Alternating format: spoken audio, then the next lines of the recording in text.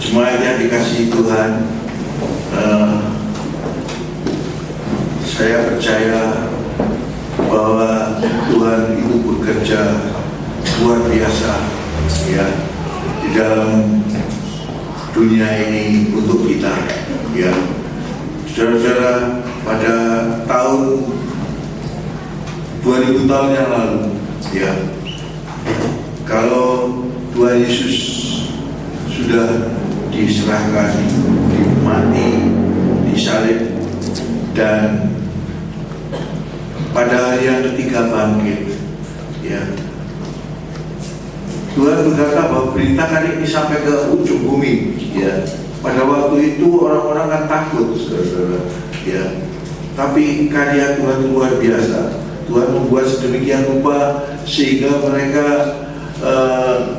karena takut kemudian mereka terpencar-pencar ya, melarikan ya, pergi ke tempat-tempat lain untuk menghindari orang-orang imam-imam pada waktu itu. Saudara-saudara yang dikasihi Tuhan, Alkitab mencatat ya bahwa Tuhan Yesus memang mati pada waktu itu ya. Tuhan Yesus mati pada waktu itu. Tetapi Tuhan Yesus berkata bahwa pada hari yang ketiga dia bangkit. Jemaat yang dikasihi Tuhan, nabi-nabi, orang-orang suci ya, hanya beberapa orang saja yang tidak mati ya, karena diangkat oleh Tuhan ya. Ini membuktikan, saya sudah katakan beberapa kali, bahwa Tuhan itu luar biasa, bahwa Tuhan itu sebelum dia berbuat sesuatu yang tidak mungkin, itu Tuhan sudah memberitahu terlebih dahulu. Coba sepertinya ini bahwa pada waktu itu Yesus memang mati, tapi pada hari yang ketiga dia dibangkitkan. Sebelum itu ya, Tuhan Yesus membuktikan dulu bahwa memang ada kebangkitan, itu ada. Di antaranya anak janda dari Naim itu ya dibangkitkan, dan beberapa Yairus, dan juga sampai dengan Lazarus yang sudah mati 4 hari dibangkitkan oleh Tuhan, membuktikan bahwa kebangkitan itu ada. Karena pada waktu itu ada aliran-aliran yang memang ada dualisme ya, ada aliran yang percaya bahwa ada kebangkitan itu ada, tapi ada juga yang mengatakan tidak ada. Di antaranya adalah orang Saduki yang tidak percaya akan kebangkitan ya. Saudara-saudara yang dikasihi Tuhan, Alkitab mencatat bahwa ya, bahwa Tuhan Yesus memang mati ya, dan dia mati. Saya tidak membacakan ini, saudara boleh baca sendiri ya. Tetapi ini membuktikan bahwa sebelum terjadi, Tuhan Yesus sudah memberitahukan dulu, memang anak manusia, memang Yesus itu dia mati, tetapi pada hari yang ketiga dia bangkit dan tidak mati lagi ya. Kalau semua nabi-nabi ya, dan orang-orang suci pada umumnya ya, mereka mati ya. Kalau ada yang hidup, ada yang dihidupkan lagi ya, seperti diantaranya Lazarus, tapi kemudian dia mati ya. Tapi kalau Yesus tidak ya, Yesus tidak ada kuburannya kosong ya.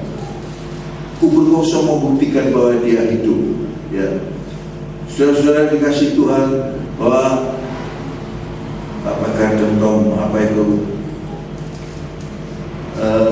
tempat Tuhan Yesus mati, tempat Tuhan Yesus dikubur pada waktu itu ya, itu sekarang itu masih ada di sana ya, masih ada, dibuka memang ya, dan dinyatakan bahwa di situ itu adalah Tuhan Yesus dulu pernah dikubur di situ. Nah, pada hari yang ketiga dia bangkit dan tidak ada kuburannya lagi ya, karena dia bangkit ya, dan tidak ada kuburannya lagi, tidak mati lagi ya. Tapi Tuhan Yesus berpesan kepada murid-muridnya ya,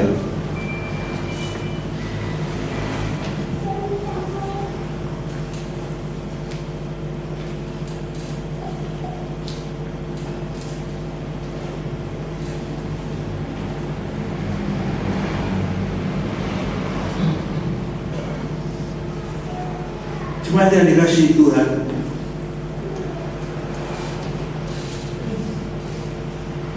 Tuhan Yesus membuktikan sendiri bahwa dia memang mati tapi dia bangkit, dan dia tidak mati lagi.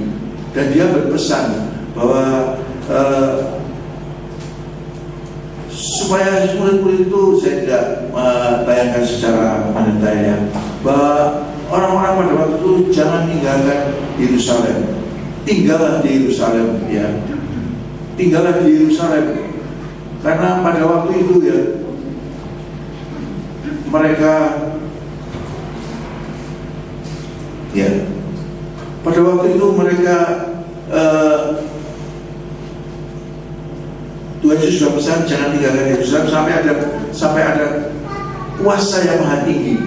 Ternyata di dalam Kisah Rasul pasal 1 ayat 8 itu ya, tetapi kamu akan menerima kuasa kalau Roh Kudus turun ke atas kamu, dan kamu akan menjadi saksiku di Yerusalem, di seluruh Yudea, di Samaria, sampai ke ujung bumi. Itu pesan Tuhan Yesus ya, bahwa jangan tinggalkan Yerusalem. Kenapa? Kalau kita pelajari di dalam Alkitab, ternyata mereka itu di dalam Yerusalem berkumpul bersama-sama, memecahkan roti, menyelidiki firman Tuhan, belajar mengenai Alkitab, ya, belajar mengenai Tuhan Yesus, ya. Dan Tuhan Yesus berpesan ya, jangan tinggalkan Yerusalem sampai ada kuasa dari yang maha tinggi itu, yaitu bahwa pada Kisah Rasul 1 ayat 8 itu ya, menyebutkan bahwa kamu akan menerima kuasa kalau Roh Kudus turun atasmu. Itu bagaimana itu terjadi ya, jemaat yang dikasihi Tuhan, bahwa Tuhan Yesus setelah dia mati dan bangkit pada hari yang ketiga, dan selama 40 hari dia menampakkan diri kepada murid-murid, dia menampakkan diri kepada orang-orang sampai 500 orang lebih ya. Tuhan Yesus menampakkan diri bahwa Yesus bangkit ya, menampakkan diri. Berulang-ulang dia menampakkan diri pada banyak hal. Dia menampakkan diri ya. Tuhan Yesus menampakkan diri, kita dapat kita baca ya. Tuhan Yesus luar biasa. Dan saudara-saudara yang dikasihi Tuhan, pada hari yang ke-40 ya, dia naik ke surga. Dan pada hari yang ke-50 turunlah kuasa Roh Kudus itu ya, kuasa dari tempat tinggi ya. Dan itu harus saya dikatakan bahwa jangan tinggalkan Yerusalem ya. Dan pada waktu itu, setelah waktu Yesus naik, dia pesan begitu ya, jangan tinggalkan ya, bahwa nanti kau akan menerima kuasa Roh Kudus turun atasmu. Dan pada hari yang ke-10 itu ya, Yesus naik ke surga ya.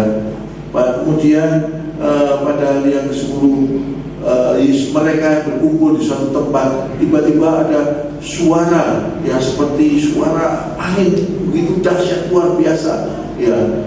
Suara yang begitu luar biasa, saudara-saudara yang dikasihi Tuhan. Dan pada waktu itu ada lidah api yang turun atas mereka, sehingga mereka dipenuhi oleh Roh Kudus, sehingga mereka bisa berbahasa roh, mereka bisa berbahasa-bahasa roh ya, saudara-saudara yang dikasihi Tuhan. Dan kalau mereka bisa berbahasa roh, itu tidak dimengerti oleh manusia ya, apalagi iblis tidak mengerti, saudara-saudara ya. Kalau kita berkata saya berpuasa misalnya ya, saya berpuasa supaya saya jangan marah-marah misalnya, ini kita pakai bahasa Indonesia, ini iblis ngerti, dan iblis membuat sedemikian rupa sehingga sepanjang hari itu kita justru marah-marah ya. Puji nama Tuhan kalau kita bisa berbahasa roh ya, dan harusnya kita berbahasa roh ya. Jadi pada waktu itu Yesus disalibkan, mati, pada hari yang ketiga dia bangkit. 40 hari lamanya Yesus menampakkan diri kepada seluruh orang, kepada murid-muridnya, pada 500 orang ya, ada tertulis ya, pada 500 orang itu Yesus menampakkan diri. Dan saudara-saudara yang dikasihi Tuhan, suatu ketika Tuhan Yesus juga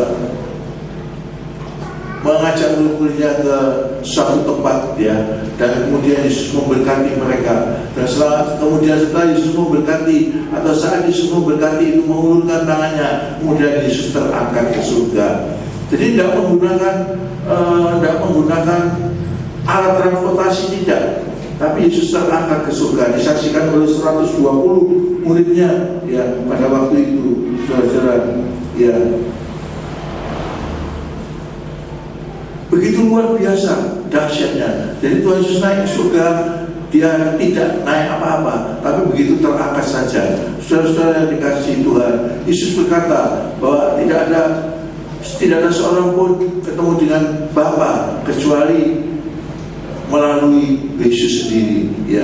Jadi kalau orang lain mengatakan bertemu dengan Tuhan, bertemu dengan Allah, saya mikir-mikir siapa buktinya, siapa saksinya. Apalagi kalau tidak ada saksinya, saudara-saudara, maka saya tidak percaya. Saya lebih percaya pada Tuhan Yesus, bahwa Tuhan Yesus berkata, akulah jalan, kebenaran dan hidup, ya, bahwa tidak ada seorang pun yang sampai kepada Bapa kalau tidak melalui aku, melalui Tuhan Yesus sendiri.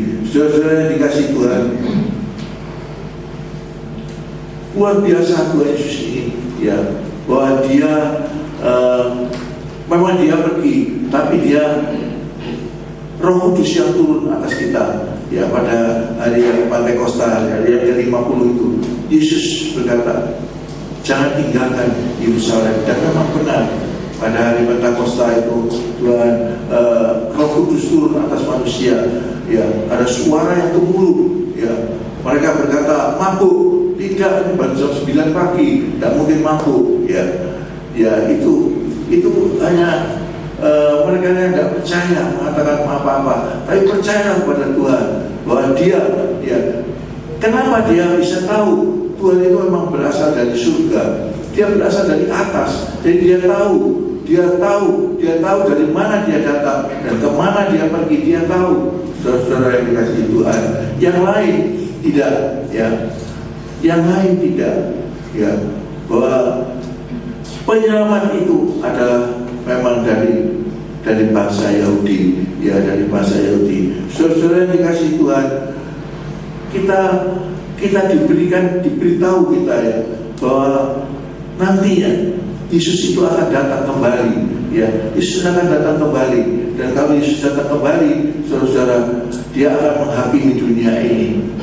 Orang lain berkata, ya, bahwa Yesus akan datang kembali, tetapi dia akan menghakimi. Dia tidak disebutkan apa yang dihakimi itu apa, ya.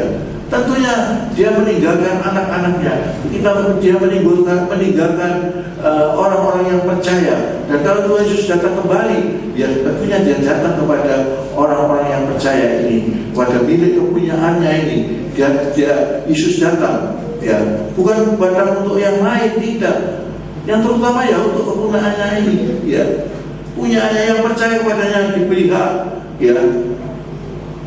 Alkitab itu memberikan suatu penjelasan buat kita, ya, bahwa orang-orang yang percaya, ya, orang-orang yang percaya pada Tuhan itu, Tuhan Yesus berkata, aku menyediakan tempat, ya, ke sana. Tuhan Yesus menyediakan tempat bagi orang-orang yang percaya, ya. Dan saya yakin bahwa dia nanti akan datang kembali dan memberitahukan, ya. Saudara-saudara yang dikasihi Tuhan, pada waktu dia datang kedua kali itulah sesuatu yang terjadi. Apa yang terjadi? Ya, sesuatu yang terjadi apa itu? Yaitu yang mati dibangkitkan, ya, dengan tubuh yang baru, dengan tubuh kemuliaan. Tubuh kemuliaan itu ya apa? Ya, Tuhan Yesus memberikan contoh, saudara-saudara. Tubuh kemuliaan Tuhan Yesus memberikan contoh. Gimana itu?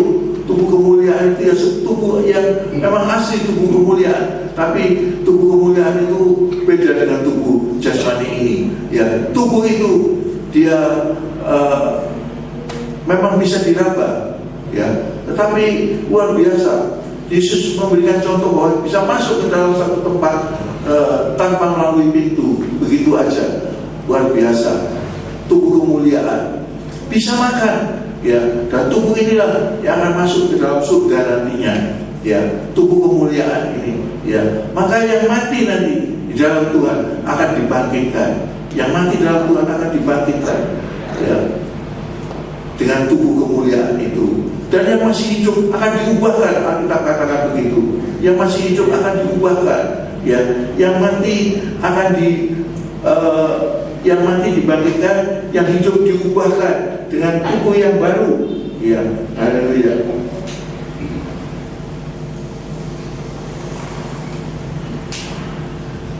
Tuhan Yesus sendiri mengatakan, ya, Alkitab mengatakan, menceritakan pada kita bahwa Yesus, ya, Yesus dia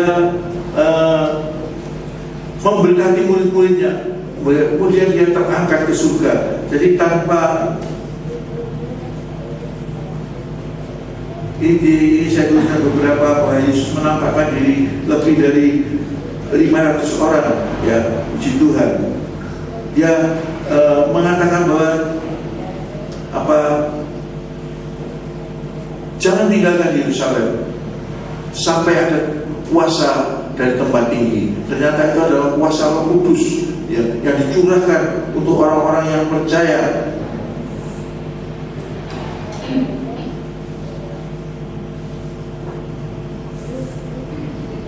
Iya. Dan ketika ia sedang memberkati mereka, ia berpisah dari mereka dan terangkat ke surga. Jadi luar biasa, ya. Jadi dia memberkati begitu, kemudian terangkat ke surga. Bagaimana itu bisa terjadi? Ya, karena dia memang dari surga, saudara. Karena dia memang dari atas, dia kembali ke atas. Saudara yang dikasihi Tuhan, tidak perlu naik kendaraan lagi, ya.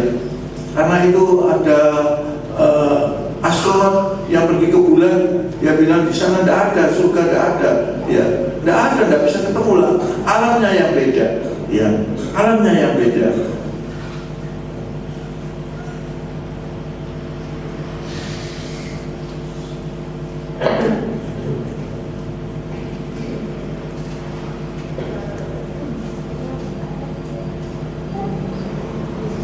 Ini dikatakan, tetapi kamu akan menerima kuasa kalau Roh Kudus turun ke atas kamu, dan kamu akan menjadi saksiku di Yerusalem dan di seluruh Yudea dan Samaria dan sampai ke ujung bumi. Ya, puji Tuhan. Di mana ujung bumi itu? Bumi itu katanya bulan. Ya, saya juga luar biasa. Alkitab saya baca luar biasa bahwa dunia sebelum manusia tahu bahwa dunia ini bulan, Alkitab sudah mencatat di dalam Mazmur, ya, ada bulatan bumi, ya.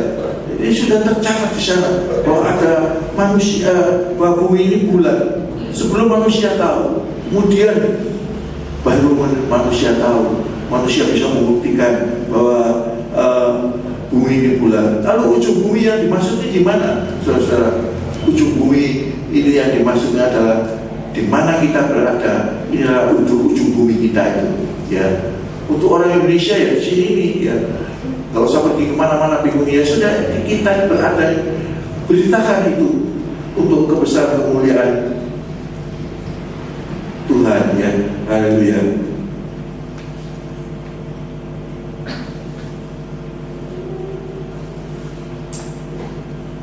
Ya, mungkin agak error ini, ya, tapi puji Tuhan, kita lanjutkan aja bahwa begitu luar biasa, ya, bahwa Tuhan Yesus dahsyat, ya, Tuhan Yesus dahsyat, bahwa dia memang mati, tapi pada hari yang ketiga dia bangkit, dan kemudian dia menampakkan diri 40 hari lamanya, bahkan kepada murid-murid, bahkan kepada 500 orang sekaligus, ya. Dan dia, saudara-saudara yang dikasihi Tuhan, sesudah dia menampakkan diri, kemudian pada suatu ketika dia naik di surga.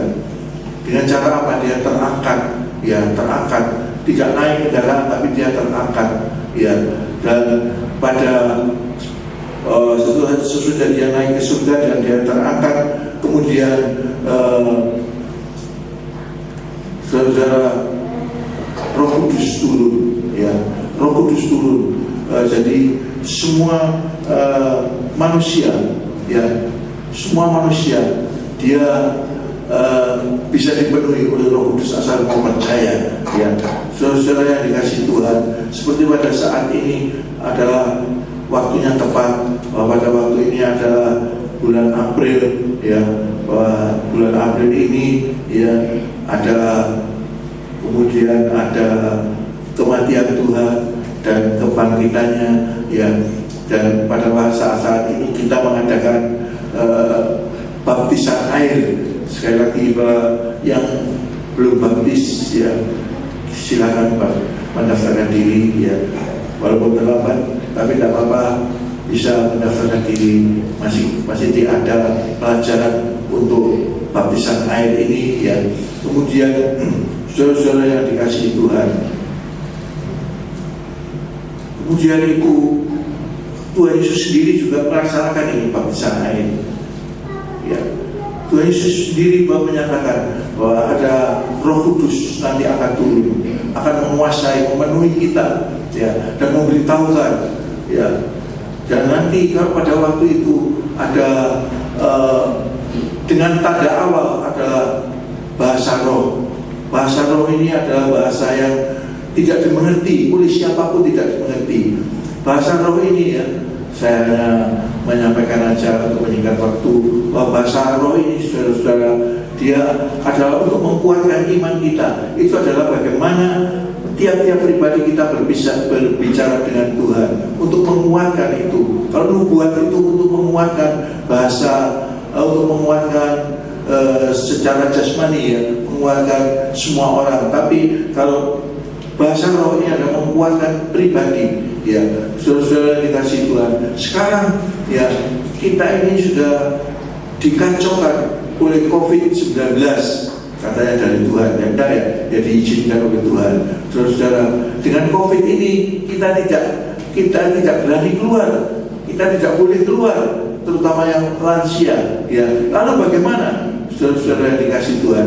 Ternyata ini adalah rencana Tuhan. Di balik semuanya ini ada rencana, yaitu mengenai Tuhan, mengenai kematian dan kebangkitan Tuhan, mengenai kuasa Roh Kudus, itu bisa disebarluaskan melalui internet, ya. Ada di sana, luar biasa. Saya melihat, saya membaca mereka, saya mendengarkan mereka, bahwa luar biasa Tuhan Yesus itu bisa menyatakan dirinya, ya. Ternyata banyak orang-orang yang percaya pada Tuhan, ya, bahwa orang-orang yang bukan orang Kristen pun yang percaya pada Tuhan dan minta untuk bisa ketemu dengan Tuhan, maka Tuhan menemui tiap-tiap pribadi, ya. Tuhan bisa menemui siapa saja yang ingin bertemu dengan Tuhan. Tuhan menemui, luar biasa, saudara-saudara. Sampai sekarang ini, bagaimana itu terjadi? Sebelum maraknya sekarang ini, ya, sebelum dunia maya seperti sekarang ini, saya mikir bagaimana berita tentang Tuhan Yesus ini disampaikan ke seluruh dunia. Ternyata sekarang, saudara-saudara, berita ini bisa disampaikan lewat internet. Berita ini bisa disampaikan lewat dunia maya yang tak terjangkau, ya. Mungkin kalau kita menginjil, kita bisa terbatas waktu kita. Kalau menginjil, kita bisa tidak boleh memberitakan Injil dan sebagainya. Tapi bagaimana dengan dunia maya? Ya, itu tidak bisa dibatasi. Dan inilah yang menjangkau tiap-tiap pribadi. Dan banyak orang yang menerima Tuhan Yesus, banyak orang yang percaya pada Tuhan Yesus dan diselamatkan. Melalui internet ini, saya bisa melihat banyak kesaksian-kesaksian, ya, yang lebih daripada biasanya, ya. Kalau kita bersaksi terbatas, ya, hanya berapa orang yang bisa kita injili. Tetapi melewat dunia maya ini tidak terbatas, ya, tidak terbatas, dan banyak orang boleh mendengar tentang Tuhan Yesus. Banyak orang boleh mendengar tentang betapa kasih karunia Tuhan itu, ya, yang dinyatakan untuk semuanya, ya. Saudara-saudara yang dikasihi Tuhan, sekarang ini, ya, ada pesan dari Tuhan Yesus itu, ya, pesan, jangan tinggalkan Yerusalem. Maksudnya bukan kita harus pergi ke Yerusalem, tidak, tapi kita pelajari firman Tuhan, kita bertekun untuk pelajari firman Tuhan, kita belajar membaca Alkitab. Dari sana ya Tuhan Yesus akan berbicara kepada kita. Dari sana kita akan mendapat penjelasan ya. Kalau saya melihat di dalam internet ini, maka saya melihat begitu luar biasa suku-suku yang tidak terjangkau ya, itu mereka bisa menerima Tuhan Yesus ya, yang tidak mungkin itu menjadi mungkin, saudara-saudara yang dikasihi Tuhan. Tetapi iblis juga mengacaukannya, karena itu percaya saja pada Tuhan ya, datang pada Tuhan Yesus, percaya padanya ya. Karena kalau siapa yang percaya, siapapun, jadi tidak dibatasi oleh agama, tidak. Tuhan Yesus datang bukan membawa agama, Tuhan Yesus datang adalah membawa keselamatan. Tuhan Yesus datang kepada tiap-tiap orang, ya. Dia mengetuk hati kita. Buka, siapa yang mau buka, maka Tuhan Yesus akan masuk ke dalam hati kita dan memberitahukan kepada kita, ya. Tuhan Yesus, ya, saudara-saudara dikasihi Tuhan, Tuhan Yesus akan menyampaikan kepada kita keselamatan, ya.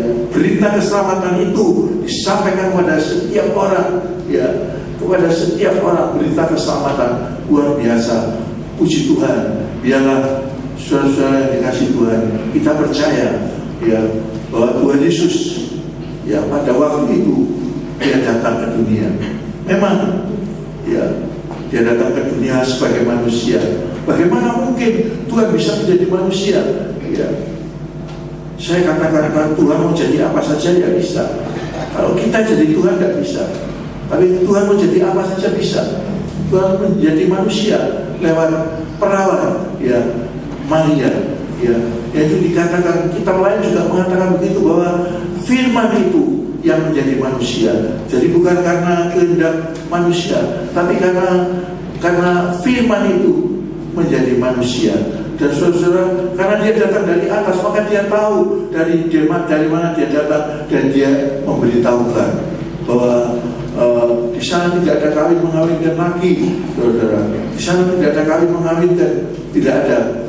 Tetapi di sana ada kehidupan yang kekal, ada damai sejahtera di sana, ada sukacita yang luar biasa yang tidak tergambarkan, tidak dapat diungkapkan dengan kata-kata.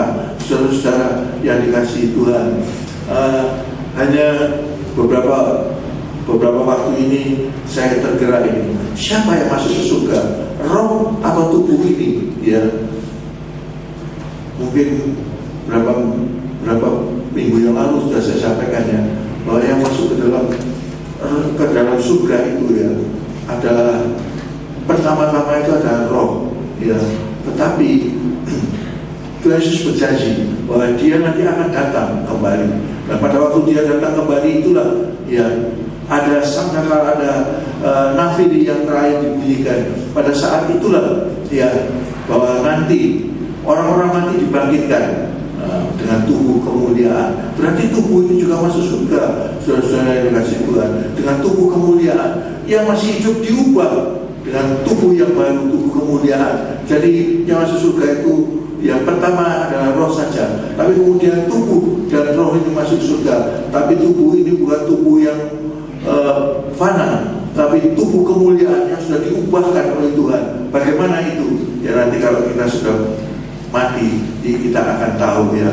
Tetapi kita belajar dari Alkitab, tubuh kemuliaan itu seperti Tuhan Yesus yang sudah mati dan bangkit. Bagaimana itu luar biasa, ya, tubuh kemuliaan itu. Kalau dia mau, dia bisa terangkat, ya, ke surga, tidak pakai kendaraan, ya.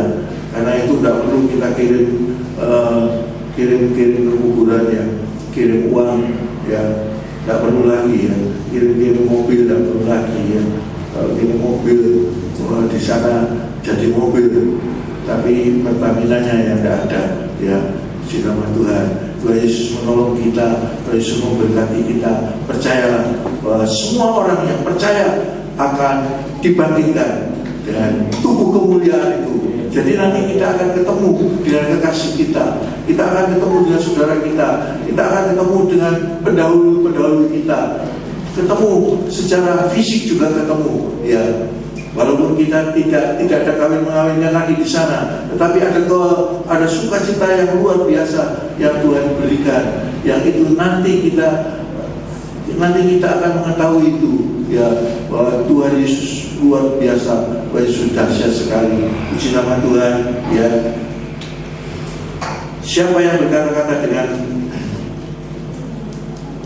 dengan bahasa roh, tidak berkata-kata, atau mungkin bisa ditampilkan, ya, saya minta tolong ditampilkan aja 1 Korintus pasal 14 ayat 2, ya.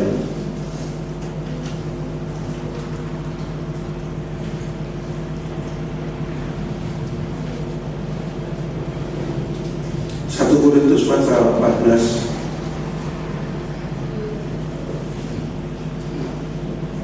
Siapa yang berkata-kata, ya, siapa yang berkata-kata dengan bahasa roh tidak berkata-kata kepada manusia, tetapi kepada Allah, sebab tidak ada seorang pun yang mengerti bahasanya, dan oleh roh ia mengucapkan hal-hal yang rahasia. Kemudian ayat yang ke-14 coba, ya. Ayat yang ke-14, ya. Sebab jika kamu berdoa dengan bahasa roh, maka rohmu lah yang berdoa, tetapi akal budimu tidak turut berdoa, ya. Jadi kalau kita berdoa dengan bahasa roh, maka roh kita yang berdoa, akal budi kita tidak ikut berdoa. Bagaimana itu? Jadi kalau kita pakai bahasa Indonesia itu artinya akal budi kita yang berdoa dan kita mengerti, ya. Tapi kalau kita pakai bahasa roh, roh kita yang berdoa pada Tuhan dengan ucapan yang tidak dimengerti. Tetapi roh itu dengan Tuhan mengerti apa yang dimaksud, ya. Betapa dahsyatnya itu, saudara-saudara dikasih Tuhan. Karena itu perlulah kita bergumul pada Tuhan untuk kita mendapatkan baptisan Roh Kudus itu. Saya tidak tahu bagaimana nanti pada perjuangan Roh Kudus mendatang ini, saya tidak mengerti bagaimana, karena kita harus juga cerdik seperti ular dan tulus seperti merpati, ya. Artinya kita jangan melanggar. Kalau memang pemerintah bagaimana, ya, kita akan mengikuti, ya, bagaimana kita akan selaras tentunya, ya. Puji nama Tuhan, kita akan diberkati, kita begitu kita luar biasa, ya. Saudara-saudara, kalau kita berdoa pakai bahasa manusia, mungkin kita salah dalam berdoa, ya. Mungkin kita salah dalam berdoa, ya. Kita mendoakan si A, si B, padahal dia sudah mati. Kita doakan. Bagaimana salah kita berdoa? Tapi kalau kita berdoa dengan bahasa roh, tidak mungkin kita salah berdoa. Puji nama Tuhan, ya.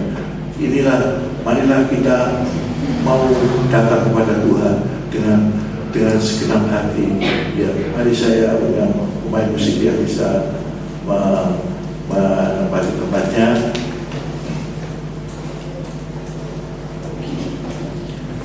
Dan kita akan masuk ke dalam perjamuan kudus. Haleluya, kita menjadi satu dalam Roh.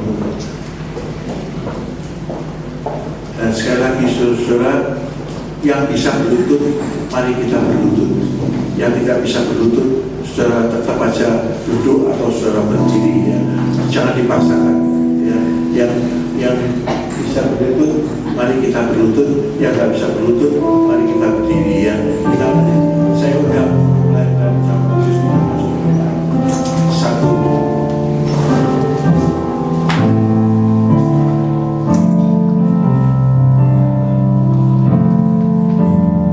Syafaat yang sudah dinaikkan, kabulkanlah bahkan lebih dari apa yang sudah diucapkan. Tuhan Yesus, terima kasih. Kami mohonkan tangan kasih-Mu menjamah seluruh hamba-hamba-Mu yang sudah melaksanakan kebenaran firman-Mu, Tuhan. Kau menjamah, Tuhan memberkati tiap-tiap pribadi, Tuhan. Ya Tuhan, mohon tangan kasih-Mu menjamah, Tuhan. Kesehatan seluruh jemaat, Tuhan. hamba mohonkan tangan kasih-Mu Tuhan. Terima kasih selama ini Tuhan sudah menyertai, memberkati, dan memberikan kesehatan. Ya Tuhan, puji syukur doa yang sudah dipanjatkan dan dikabulkan lebih dari apa yang sudah diucapkan. Juga Tuhan, untuk pemerintah negara kami mohonkan tangan kasih-Mu juga menjamah. Ya Tuhan, terima kasih Tuhan Yesus, terima kasih Tuhan Yesus. Kebenaran firman sudah hamba sampaikan. Biarlah kebenaran firman ini sampai kepada semuanya Tuhan, bahwa Tuhan Yesus itu adalah firman yang menjadi manusia. Ya Tuhan, Engkau yang tidak berdosa dijadikan dosa, supaya kami terlepas segala dosa-dosa Tuhan. Segala kehukuman sudah Engkau tanggung. Karena itu terima kasih Tuhan, kami sudah diluputkan dari semuanya ini. Tuhan, terima kasih. Hamba-Mu ini adalah orang-orang yang tidak layak, tetapi sudah Engkau layakkan, karena Tuhan sendiri yang sudah menanggung segala dosa-dosa kami. Terima kasih Tuhan. Tuhan Yesus, apabila kami pulang, biarlah damai sejahtera Allah, belas kasih daripada Tuhan yang kami mengerti dalam nama Tuhan Yesus Kristus, yaitu damai sejahtera Allah yang melampaui segala akal itu, melimpah buat semuanya sekarang dan sampai selama-lamanya. Saudara-saudara yang dikasihi Tuhan, pulang dengan berkat ilahi, damai sejahtera dari Tuhan, perlindungan dari Tuhan, penyertaan Tuhan menyertai semuanya. Tuhan menyertai pekerjaan, Tuhan menyertai kesehatan, memberikan kesehatan. Tuhan, terima kasih. Dalam nama Yesus kami bersyukur, kami sudah menikmati semuanya ini. Haleluya. Amin. Silakan duduk.